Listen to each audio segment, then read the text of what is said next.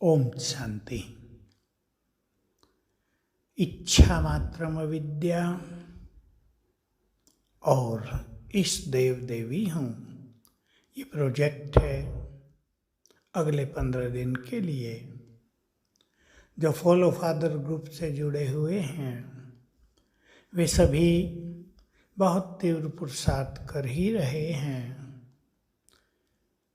याद करें भगवान के महावाक्य, इच्छाएं अच्छा नहीं बनने देती, कामनाएं मनुष्य को कमजोर करती हैं।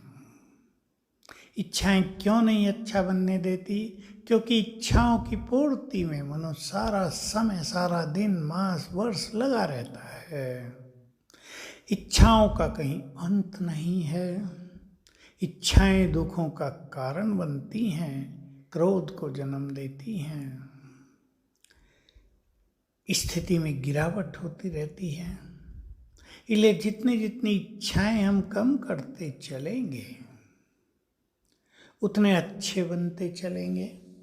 और सच तो यह है कि जब हम इच्छा मात्रम अविद्या बन जाते हैं तब हमारी कोई भी शुभ इच्छा सहज ही पूर्ण हो जाती है, देर नहीं लगती।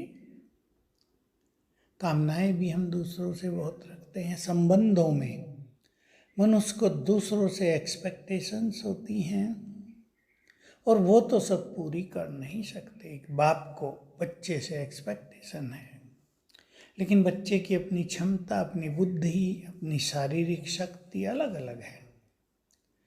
बाप इस चीज को नहीं समझता तो परेशान रहेगा, गुस्सा करेगा, तुम ये नहीं करते, ये नहीं करते। कामनाओं को भी थोड़ा कम करेंगे और जिससे हम कामना रखते हैं उनकी क्षमताओं को भी समझेंगे, उनके बौद्धिक लेवल को भी समझेंगे। एक माँ चाहती है उसकी बच्ची ऐसा ऐसा पढ़े, सबके बच्चे बहुत अच्छे नंबर ला रहे हैं, ये भी अच्छे नंबर लाए, परंतु अब उसका बुद्धि का लेवल ही यदि बहुत कम हो तो उसको रात दिन बैठ के पढ़ाने से, उसके पीछे लगे रहने से कोई फायदा नहीं होगा। वो भी इरिटेट होगी, खुद को भी परेशानी होगी। इसलिए समझदारी पूर्वक थोड़ा विशाल बुद्धि बनकर दूसरों को भी समझते हुए, परखते हुए हम अपनी कामनाएं उनसे करें तो बहुत अच्छा रहेगा।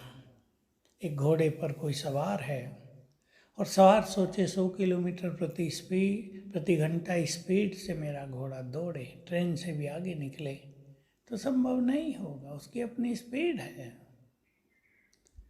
तो हम सभी कामना और इच्छाओं पे ध्यान दें, तब हम योगयुक्त हो सकेंगे, हमारी बुद्धि एकाग्र हो सकेगी और हम बाबा की इच्छाएं पूर्ण कर सकेंगे।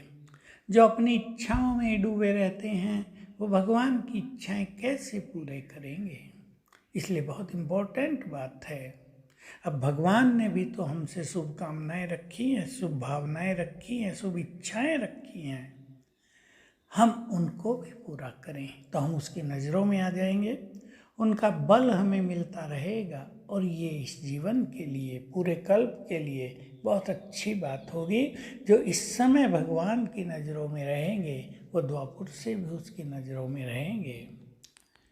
हम इस देव देवियाँ हैं, हमारा ये सोमान है और हमें संपूर्ण ज्ञान प्राप्त हो गया कि जिन्होंने पुरुषोत्तम संगम युग पर भगवान के कार्यों में साथ दिया है और जो संपूर्ण पवित्र बने, भक्ति में उनकी ही पूजा होती है शिव बाबा के साथ।